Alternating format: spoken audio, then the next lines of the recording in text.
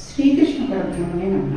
నిన్నటి పారాయణంలో మనం పాలసముద్రాన్ని చిలికితే మొట్టమొదటిగా హాలాహలం వచ్చేసరికి అందరూ భయపడిపోయి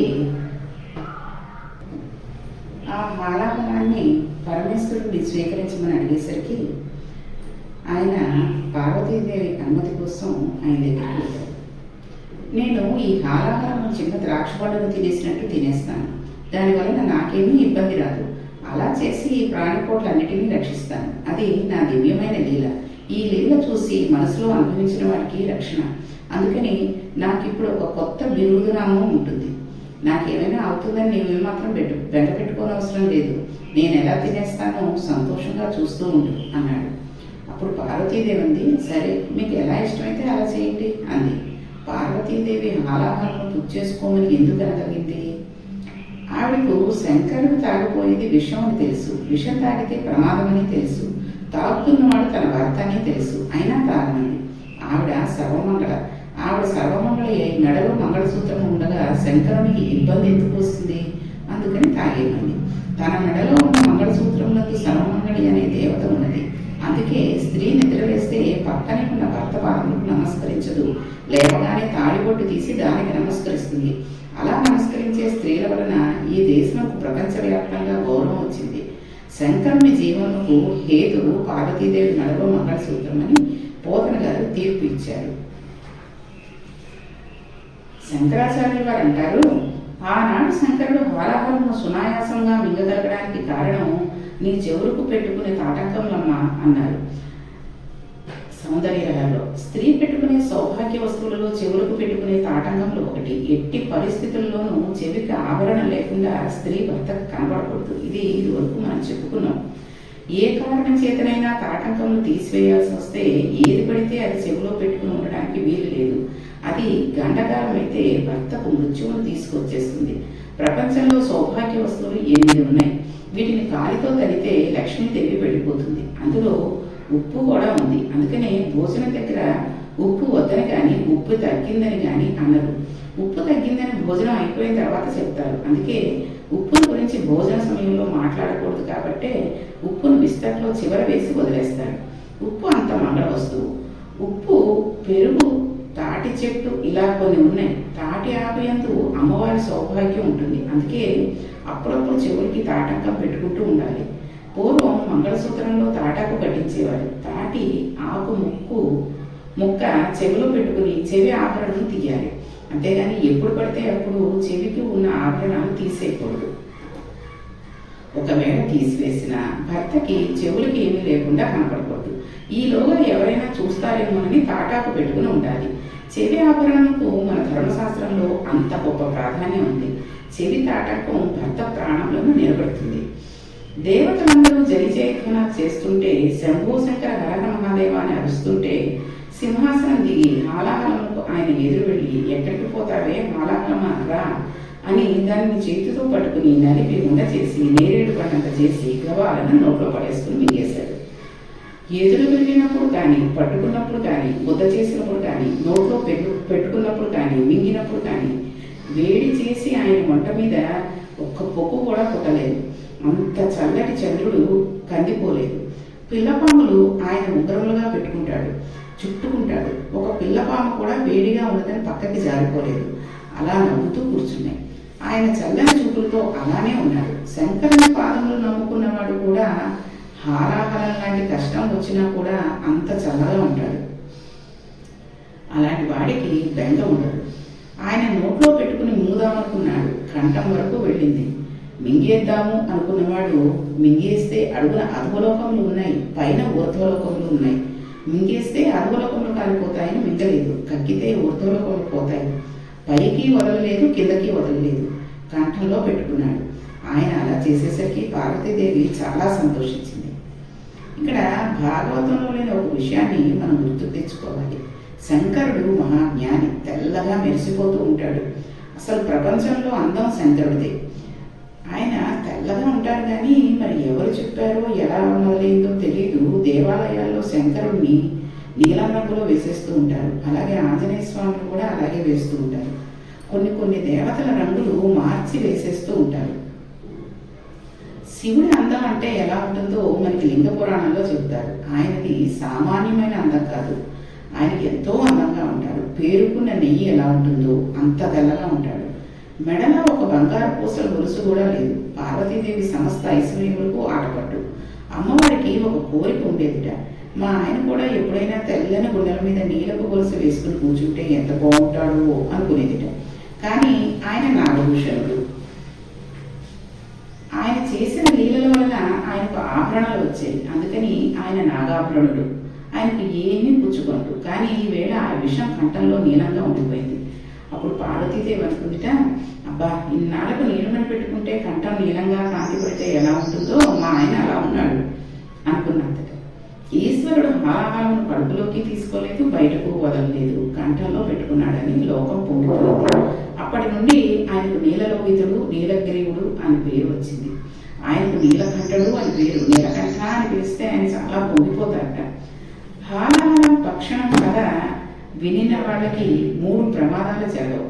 ఈ కథను వినిన వాళ్ళని పాము కరవదు. హాలాహల పక్షణం కథను నమ్మిన వాళ్ళని తేలు పుట్టదు. అగ్నిహోత్రంలో కాలిపోయే ప్రమాదాలు రావు. అంతంత శక్తులు ఇటువంటి లీలలు యందు ఉన్నాయి. వాటిని క్షీరసాగర మదనంలో ఆవిష్కరించి వ్యాస భగవానుడు ఫలశ్రుతి చెప్పాడు. కాబట్టి మనందరం కూడా విన్నాం. కాబట్టి ఈ 3 ప్రమాదాల నుంచి మనం రక్షించుకోగలుగుతాం. ఆనాడు స్వామి హాలాహలను పూజ చేసుకున్నారు. దేవతలందరూ సంతోషించారు. మళ్ళీ బయలుదేరి ఆనందంతో పాలసముద్రం దగ్గరికి వెళ్ళిపోయారు. ఏ పూజ అయినా అగ్రపూజ అని ముందు పెద్దవానికి నమస్కారం చేసి మొదలు పెడతారు, అంతేగాని మామూలుగా మొదలు పెట్టకూడదు.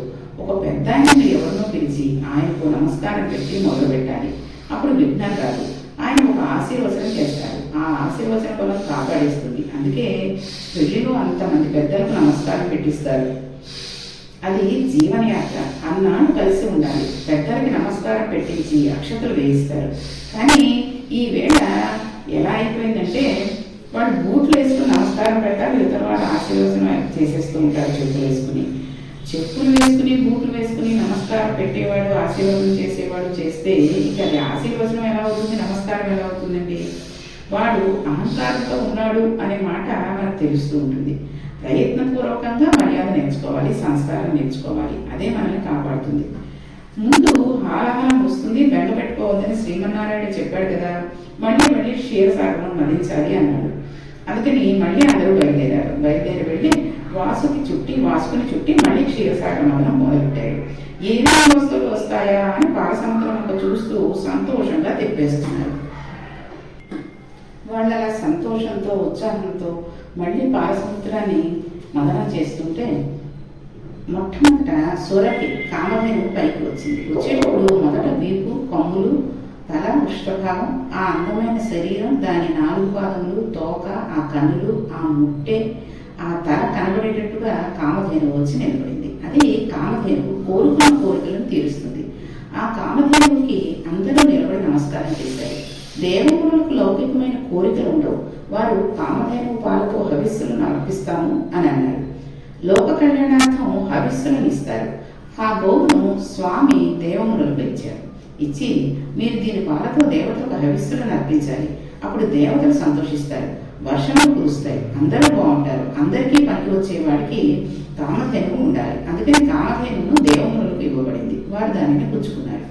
మళ్ళీ పాలసముద్రం చిలకడం మొదలుపెట్టారు. ఇప్పుడు అందులోంచి ఒక తెల్లటి గుర్రం ఒకటి బయటకు వచ్చింది. దానిని ఉచ్చైశ్రమము అంటారు. ఈ గుర్రము చూడగానే ఇంద్రుడికి కించిత్ మమకారం పుట్టింది. కానీ శ్రీమన్నారాయణ సూచన మేరకు ఏమీ మాట్లాడలేదు. ఆ అశ్వము రాక్షసులకు రాజైన బలిచక్రవర్తి తనకిమ్మని అడిగాడు, వాళ్ళకి ఇచ్చేశాడు. ఈశ్వరుడు వద్దని అన్నాడు కాబట్టి ఇంద్రుడు ఉచ్చైశ్వరమును అడగలేదు. ఆ తర్వాత మళ్ళీ చెరకడం మొదలుపెట్టారు. ఇప్పుడు పాలసముద్రంలోంచి బ్రహ్మాండమైన కల్పవృక్షం ఒకటి వచ్చింది. ఆ కల్పవృక్షములకు పువ్వులు పూసి ఉన్నాయి. ఆ పువ్వులు ఎవరు పెట్టుకుంటారో వారికి 5వ తనం తరగదు. దాని మీద నుండి వచ్చే గాలిని ఎవరు పిలుస్తారో వారి ఆరోగ్యం పాడవదు. ఎవరు కల్పవృక్షం దగ్గరికి వెళ్ళి ప్రార్థనలు చేస్తారో వారికి ఫలముల రూపంలో కోరికలు తీర్చేస్తుంది. ఈ కల్పవృక్షం ముందు ఇంద్రుడికి ఇచ్చారు. ఆయన దానిని తీసుకున్నాడు. తర్వాత పెద్ద పెద్ద కేశపాసములతో అపారమైన సౌందర్యంతో బాలసముద్రం నుంచి అప్సరసులు పుట్టారు. ఈ అప్సరసులు దేవకాంతలై దేవనర్తకీమణులై అలాగూ ఉండిపోయారు. తర్వాత పాలసముద్రమును ఇంకా చెరకడం మొదలుపెట్టారు. ఇప్పుడు లక్ష్మీదేవి ఆవిర్భావం జరగబోతుంది. అమ్మవారు క్షీరసాగర నదులలో పుట్టినప్పుడు ఒక గమ్మత్తు చేసింది. ఆమె శుక్రవారం పంచమి నాడు పుట్టింది. పద్మావతి అమ్మవారు కూడా శుక్రవారం పంచమి రోజునే పుట్టింది. అందుకనే పాల్గొన మాసంలో అమ్మవారికి తిరుచానూరులో ఒక ఉత్సవం చేస్తారు. సుమంగళి పూజ అని ఒక పూజ ఉంటుంది. పసుపు కుంకుమలు ఉన్న ఆడవాళ్ళందరూ ఆ రోజున పసుపు తాళ్ళు, నల్లపూసలు, గాజులు, పువ్వులు, పసుపు కుంకుమ పట్టుకు వెళ్ళి అమ్మవారికి ఇస్తారు. వారందరికీ పెద్ద పెద్ద కళ్యాణ మండపంలో భోజనాలు పెడతారు. వాళ్ళందరితో కలిసి లక్ష్మీదేవి వచ్చి కలిసి భోజనం చేస్తుంది. ఇప్పటికీ మనకి తిరుచానూరులో ఈ ఉత్సవం జరుగుతూ ఉంటుంది.